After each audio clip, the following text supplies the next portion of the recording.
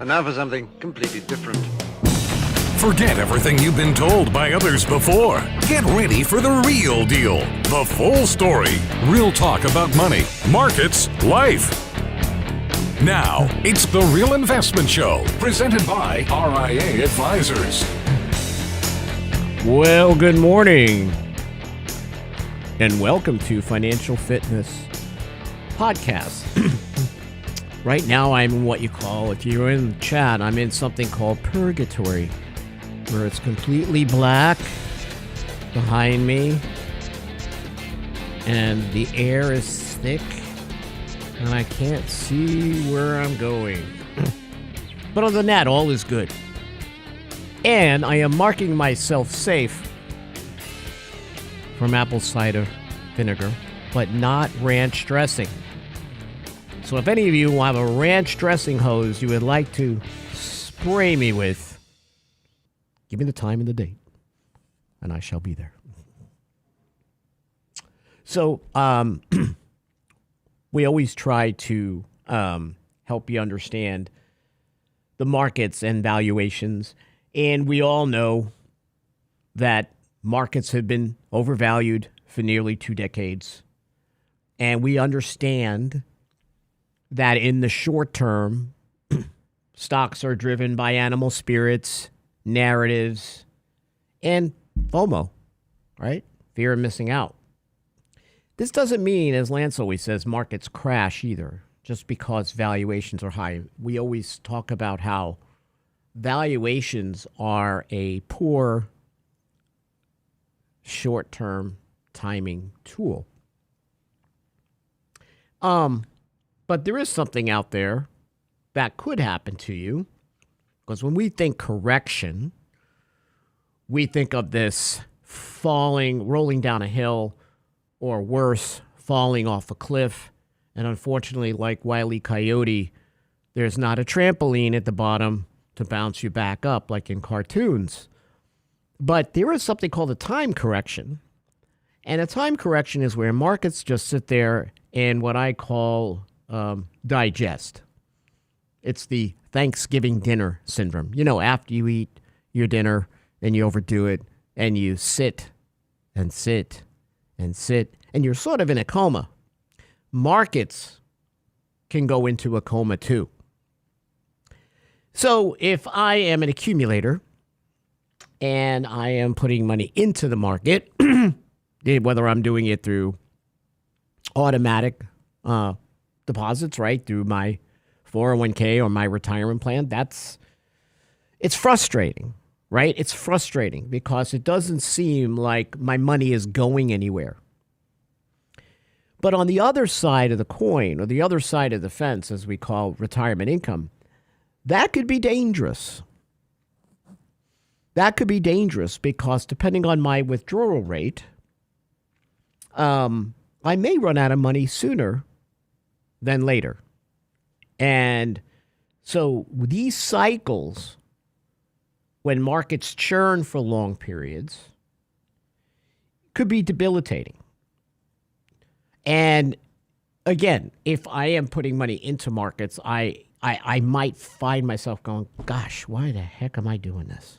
This is the most frustrating thing I've ever seen. But if I actually am doing withdrawal process, that's a problem. So we want to talk a little bit about today.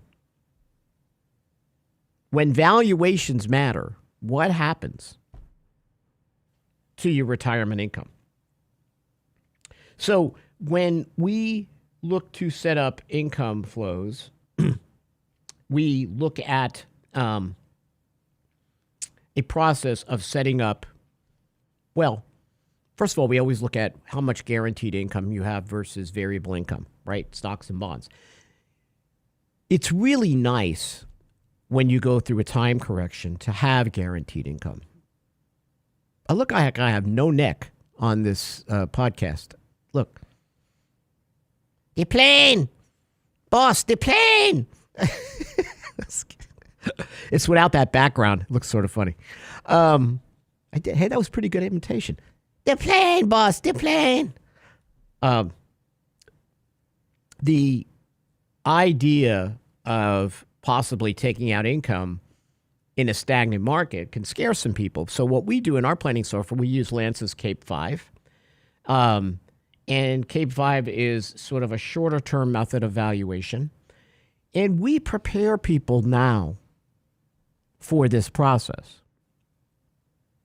We help people understand that sooner or later that this gluttony in markets changes. Now, maybe it never happens. You're in a decumulation and you have this incredible tailwind and markets get even more overvalued. And that's good, right? Because all you care about is, listen, I'm taking money out and markets are growing, and whatever the reason. Obviously, you have to manage risk along the way and so forth. But the point I'm making is you've got to be prepared for stagnation. So what you have to try to do is figure out, well, if in a period of stagnation, whenever that hits, how much guaranteed income do I have? In other words, if I have to reduce my withdrawal rate from my stocks and bonds, do I have enough guaranteed income to cover the bills? And there are people that will get real creative during market stagnations where they will cut their withdrawal rates. Maybe they'll go back to work, even if it's to bring some cash flow into the portfolio. So everybody's situation during a period like that is going to be different. Up front, though, based on current valuation, your planner should be looking out over 10 years and trying to figure out what you could face. And that's what we do. We look at switching up valuations in asset classes, depending on where valuations are at the time that you are either looking to retire or getting close to retirement. And if valuations hit our trigger on the lower side, we adjust asset class returns, forward asset class returns accordingly. So sometimes I'll tell people, listen, our plans are tough. It's not because I want them to be tough. It's just because it's the situation that we're dealing with at the time. And even though valuations are a terrible short-term metric, I have to prepare you for the fact that you might be going through a period of stagnation while you're withdrawing money. So up front, you get the game plan. Up front, you get your guardrails. In other words, based on what we think might happen, may not be tomorrow, may not be next year, maybe 5 years from now, we will go ahead and help you understand what kind of guardrails you have to take income based on what you tell us from the overall, say, your expenses and expected income. How do we help you make those smart Social Security decisions, which hopefully your financial advisor does or financial planner does? And then figuring out this level of return that you need to hit the marker. And if markets don't do as well and they actually stagnate, but actually your portfolio balance starts to drop off, how do you lower your withdrawal rate? You see, your spending plan has to be dynamic. The whole thing about just taking 4% out for the rest of your life and not paying attention doesn't work here. Although it would have worked, right? From when the secular bull market started. And if that continues, then you're at the upper end of your guardrails and you're loving life, you're goal scooping, you're doing all these things that I'll talk about later, and it's going to be fine. But up front, we have to prepare you for what you could face. So there's been a study, Michael Kitces did a study, showed that in the case, say you're in retirement 30 years, the outcome of a withdrawal scenario is dictated almost entirely by the real returns of the portfolio over the first 15 years. And I say over the first 5 years. So in other words, 5 years ago, when we also had valuation metrics in place for lower future returns, we've had clients who have been incredibly successful in portfolio returns way above their benchmark rates. So they have had this tailwind to returns.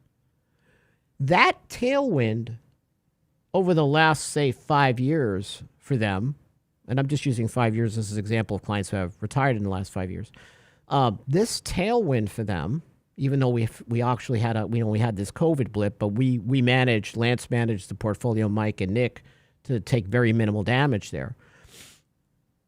But returns overall over that period have been much greater than these benchmark returns that people need to hit their goals. That tailwind is providing long-term insurance for the survivability of their assets for the rest of their lives. So the study that Michael Kitces did shows that it's 15 years. If the returns are good, the retirees are so far ahead relative to the original goal that a subsequent bear market in the second half of retirement has little impact. Now, emotionally, sure, but financially, no. By contrast, if returns are bad in the first half of retirement, the portfolio is so stressed that the following good returns that you may get are crucial to carry the portfolio through the end. Which means that if you're going through this period of stagnation, we might have to adjust your guardrails and help you understand that you might have to take less from your variable assets like stocks and bonds, or is there ways for you to bring more cash flow into the household, or do we need to swap out some of the variable income for guaranteed income? So that's how we help you to look at things. We prepare you for what we think could happen based on valuations. We hope they don't. But at least we don't have to worry that we're giving you all these amazing returns, saying, oh, yeah, well, based on historical returns in your financial plan, you could retire tomorrow. No, we have to make a mathematical plus educated guess based on valuations, what future returns may look like. A company called Research Affiliates does one of the best jobs of this and shows that large cap stocks over the next decade may well underperform. And we hope that doesn't happen because, remember, there's this emotional response to stocks, right? We have had this push from AI that has really helped here. So when it comes to valuations, if you wait for valuations to adjust back to, say, longer-term average, say 19, 20 times earnings as opposed to 40, where they are now, you could be waiting a very long time. And the opportunities you miss out on will be greater than the losses you would undertake. So if you're waiting for the outlier to come, you very well could miss decades of returns. And that's where you have been. So people who have not invested at all, got out during the financial crisis and never went back and want to go back in again now. It doesn't mean they shouldn't. But they have to understand that, as this AI story wanes down, whatever the next narrative might look like, maybe returns are not as great. So this is where I think time corrections are worse than cataclysmic falls off cliffs, because usually you get a bounce, right? You fall, you get a bounce. It's important to see where the bounce goes. Do I recover half of what I lost? All of what I lost? Do I have to take more off the table? But when you get such an incredible emotional response, then the bounce is going to be strong on the other side of it. A time correction that just rolls like a hazy tide that doesn't go anywhere, like stagnant water, to me is worse. And this is where your distribution process can get very much frustrating. So, some ways to battle this possible stagnation that, of course, we're not really facing right now. And you might say, Rich, yeah, sure. Never going to happen. A few things that new retirees can do. You can look to decrease your stock exposure in the first year of retirement and don't fret missing opportunities. In other words, when you first retire that first year, you got to focus on your overall emotional state, which may change. Obviously, we always talk about the Tim the Tool Man, right? We always talk about going from Tim to Wilson over the fence. That's a mindset change. You have to move to a portfolio distribution mindset over time. And you'll experience something we call here the black hole, which is a period immediately after retirement where you feel absolutely displaced and not in control of your future. But distress starts to dissipate. Black starts to go to white and clearer as your cash flow mechanisms are implemented and your lifestyle gets in a groove. So when you're in that first year retirement, what do you want to do? You want to monitor your household cash flow. You want to budget. You want to look at the impact of establishing systematic tax-effective portfolio withdrawals to recreate the paycheck. In other words, that first year, you're going to focus on the elements you can control. You pay attention to the basics. You monitor progress with a financial partner or an objective third party. And this kind of micro-budgeting or knowing where you stand that first year and then setting up that direct distribution, like almost like a paycheck, will help you emotionally to get out of the black hole.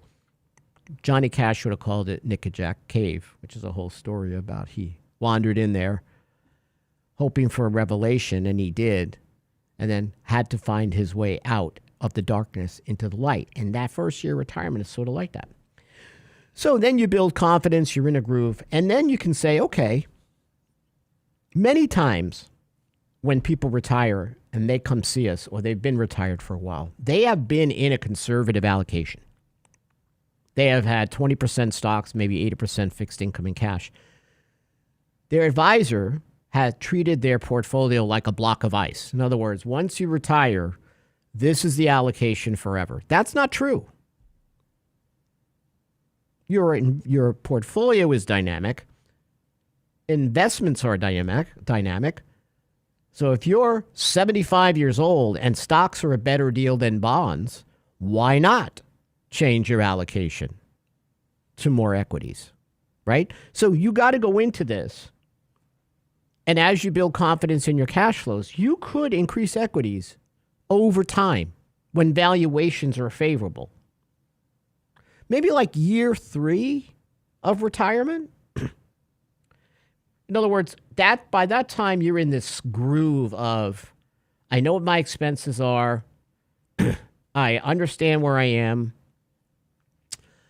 Along the way, what we have been helping clients do is gold scoop. Not ice cream, even though that would be good. Gold scoop. So if we had plans, say in year 6, to do a kitchen, make an automobile purchase, do a special trip, what we're telling everyone is you're so far ahead of your benchmark rate right now. Do it now.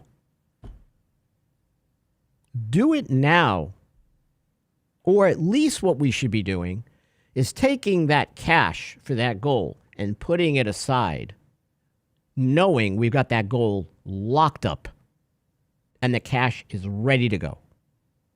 So I'm either physically actually doing it, and we've had clients that have done, well, you know, Rich, you were right. I'm going to start doing the kitchen renovation, the outdoor renovation now. I'm not going to wait 3 years, like you said. I've got the cash now. We put the money aside. I'm going to do it. Great. Right? Also, in times of stagnation, you want to gain an understanding of how to maximize Social Security. Social Security is very difficult to grasp. It's you got to crunch the numbers, and you got to understand how to optimize benefits. It's essential because that may be the only pension you have. That may be the only guaranteed income you have. And in periods of secular stagnation, what's most important to you is cash flow coming in and maybe looking at a lower guardrail in my variable assets, stocks, and bonds. So in other words, I'm letting my guaranteed income pick up the weight and carry that weight more than I am. And in other words, I'm going to wait till my variable assets get that tailwind again. And then the guaranteed income may not be as important. I love having it, but it may not be as crucial, right? So looking at those examples, especially now with valuations the way they are, you want to make sure you have enough guaranteed income in that portfolio to understand is if my withdrawal rate drops dramatically on my stocks and bonds, I can do okay with my guaranteed income. I have a cost of living adjusted guaranteed income that can come from obviously Social Security. I may have a pension, although many people don't anymore. Or maybe I have some form of fixed indexed annuity tied to a market, or I am going to look to initiate what we call an income rider and attach it to that annuity, knowing that I might get a really pretty decent withdrawal rate. So in other words, I have some clients that say, Rich, if this secular stagnation happens in 5 years or 7 years, I now have some money in this fixed indexed annuity. And I have an income rider attached. And at that time, I'm willing to give this amount of money to the insurance company and have them give me a healthy withdrawal rate. 7%, 8%, 10%. A lot of times, what annuity sales people will tell you is, well, you're going to get a 10% rate of return on your money. It's possible to get 10%. Well, what they're not really telling you is when you think 10%, you think that you could put the money into an investment, you get 10%, then you can take your principal out and go and walk away. No, you can't. You are giving this money, you are exchanging, let's use that word, this money to the insurance company in exchange for an aggressive withdrawal rate that I have for life, right? So there's a trade-off. I trade off losing in some ways, this lump sum, but I have an insurance company telling me, hey, listen, we're going to create an income base out of this money. It's going to accumulate based on the different investments in there. So maybe you put $200,000 into this annuity. Let's use this. I'll use $100,000, make it an example. And I invested in all these different types of sleeves that are invested in equities. And in 10 years, maybe or 3 years, I look at it, my income base is not 100 anymore. It's like 200, 210. I'm getting an extra kicker there. Then maybe I'm able to withdraw 7% a year from that base. So in essence, I'm not taking the principal from this. I'm just getting the cash flow. So in a measured way, that could work during secular markets. So you have to remain sensitive to your portfolio withdrawal rate. An unfortunate series of portfolio returns during the first half of retirement can result in fast, unrecoverable depletion in the second half. So we suggest, look at what your portfolio withdrawal rates are every couple of years. Total your cumulative net gains minus withdrawals. Move forward and increase your equity exposure if a surplus exists or more gains than withdrawals. Or goal scoop, take that money out and actually do those things that you want to do. Also, we'll get this. It's interesting. When we figure out your personal rate of return, good savers, which I assume many of you are if you're listening to this, right? You're actually a good steward of your money, will be about 3 or 4%. That's a pretty decent low hurdle. I have some clients that are around 3.1, 3.2%, and we're saying, well, if you need 3.1 or 3.2% and your portfolio's done 6, and in some cases they have done 10, 11, 12, that's great, but they have a low hurdle rate. Then we have some people, we calculate their hurdle rates or their personal rate of return, and they need 10, they need 7, they need 8. So what they're doing is they want to increase equity risk to make up for a lifestyle deficit. That's a big mistake. If you want to use the stock market to make up for some of the habits you've had that have not been the greatest, you are taking in tremendously big risk, right? Your personal rate of return that creates your withdrawals is based on the returns that, say, your financial advisor can get for you, but it's also how you have contributed to that rate. I'm looking at myself in the camera, and next time I come, I'm going to be wearing an astronaut helmet. I'm going to be, ooh, I'm in space. I'm in the black space. I like it. So we're coming to the end of this. Is this perception of your portfolio frozen into a particular allocation? Your portfolio froze into historic returns, which means that, you're going to have big parties going forward with valuations the way they are. That has to change. We also have to help you change the perception that is, once you have an allocation, you can change it. You could be in retirement 30 years. I know I say this a lot. The biggest thing when I went through training to be a financial advisor years and years ago in my covered wagon. When the baby boomers retire,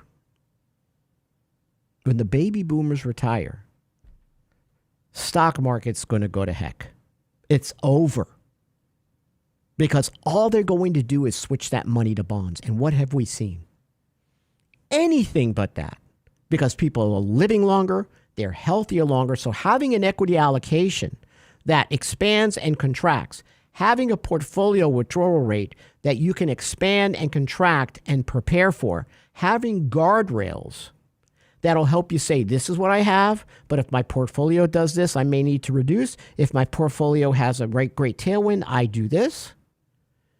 These are all the things you need to do to make sure that your money lasts as long as you do. And that's all I've got for today in the black hole. We've got some new cameras. I think they're great, but Brent's still working through it. He's like Scotty. Captain, I don't know how to get these cameras to get where they need to go, but we'll get there. We're cutting edge when it comes to tech, and we appreciate you being here. Hope you stay warm this weekend. Thanks for listening, and if you have any questions, reach out to us. Sign up for Lance's newsletter, realinvestmentadvice.com. Check out all our writings. We write every day to educate you and make you better. Thanks again.